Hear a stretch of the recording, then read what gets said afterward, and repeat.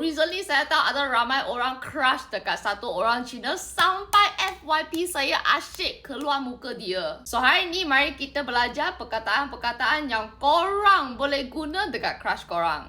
Nombor 1, 我想你. Maksudnya saya rindui kamu. So biasanya kita akan kata 好久不见我想你了. Maksudnya sudah lama tak jumpa, saya sudah rindu kamu.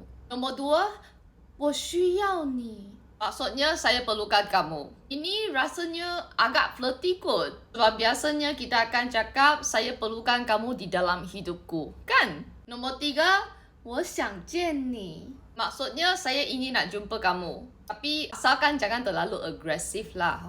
Nombor 4, 我喜欢你. Maksudnya saya suka kamu. Tapi yang ini confession lah kan. So think twice before you say it.